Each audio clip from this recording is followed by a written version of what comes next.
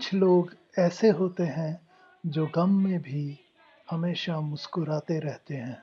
उनके आ जाने से आसपास का माहौल एकदम बदल जाता है। इनसे मिलिए, ये है वंदना चौधरी। इनकी खासियत है कि ये हमेशा दुखों में भी मुस्कुराती रहती हैं और इनके इसी जज्बे ने बहुत सारी जिंदगियां बदल कर रख दी हैं। मेरा नाम वंदना चौधरी है और मैं एक भरे पूरे परिवार से हूँ। मेरे 2 बच्चे हैं और मैं एक ऐसे परिवार से आती हूँ जहाँ पे 2 कल्चर्स फॉलो किए जाते थे।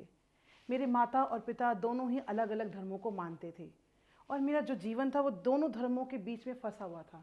क्या सच्चाई है, कौन सच्चा है, किसको फॉलो किया जाए, और ऐसे ही जीवन जा रहा था। मेरे फादर की जॉब के कारण जब हम दिल्ली में रहते थे हमने शिफ्ट किया चंडीगढ़ में, और 1990 में हम लोग वहाँ आए। वहाँ मेरी मुलाकात मेरी आंटी से हुई। मैं छोटी थी तब उन्होंने मुझे एक छोटी सी बाइबल गिफ्ट करी और उसे मैं पढ़ती थी। कुछ समझ में आता था, कुछ नहीं भी समझ में आता था। खैर ऐसे ही मेरा जीवन गया और मेरी सारी स्टडीज़ चंडीगढ़ से ही हुई।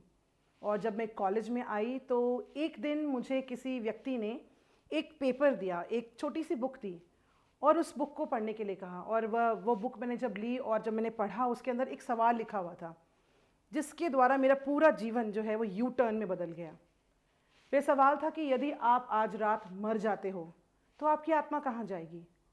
इस सवाल ने मुझे झंझोड़ कर रखा और मैंने अपनी बाइबल उठाई और उसका जवाब मैंने खोजना शुरू किया। तो प्रभु का वचन मेरे पास आया, यूहन्ना 3:16। इस वर्स ने मेरे जीवन को बिल्कुल नया कर दिया। और ये जो सवाल था जो मेरे आगे पीछे घूम रहा था कि यदि मैं मर जाती हूँ आज रात तो मैं कहाँ जाऊँगी। यीशु मसीह पर विश्वास कर कर मैं उस अनंत जीवन पे जाऊँगी, उस अनंत जीवन की मैं वारिस होंगी। फिर हम चर्च भी जाना शुरू हुए और वहाँ मुझे प्रभु ने इस्तेमाल किया उन छोटे छोटे बच्चों के बीच में as a Sunday school teacher. तब मुझे समझ में आया कि मेरे अंदर प्रभु ने वो क्वालिटीज़ डाली हैं कि मैं उन बच्चों के साथ कनेक्टिविटी बिठा सकूं, बच्चों के बीच में काम कर सकूं। फिर मैंने बीएड किया। बीएड करके मैंने एक स्कूल में जॉब करी और उसके साथ साथ परमेश्वर की सेवकाई के लिए भी मैंने अपने आप को दिया। हम स्लम्स में जाते थे, उन अंडर प्रिविलेज बच्चों के बीच में जाके काम करते थे। उन्हें मैंने बहुत सी बातें सिखाई। अपने पर्सनल जीवन में आपको किस प्रकार से अब इस पूरी दुनिया को फेस करना है, वो कॉन्फिडेंस लेवल उनके अंदर बढ़ाया।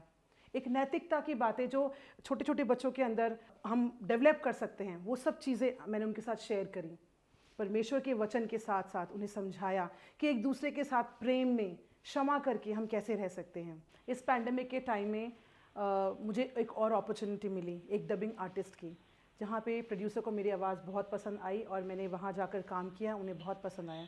मैं परमेश्वर का धन्यवाद करती हूँ कि मेरी टैलेंट्स और मेरी स्किल्स को प्रभु ने इस प्रकार से इनको फ्लरिश भी किया और इस्तेमाल भी किया। हमारा समाज ऐसा समाज है जहाँ पे मीडिया को अच्छा समझा नहीं जाता, परंतु मैं परमेश्वर का धन्यवाद करती हूँ कि मेरे पति मेरा फुल सपोर्ट करते हैं यदि मैं इन सब चीज़ों में जाती हूँ, और मेरे बच्चे भी मेरा फुल सपोर्ट करते हैं।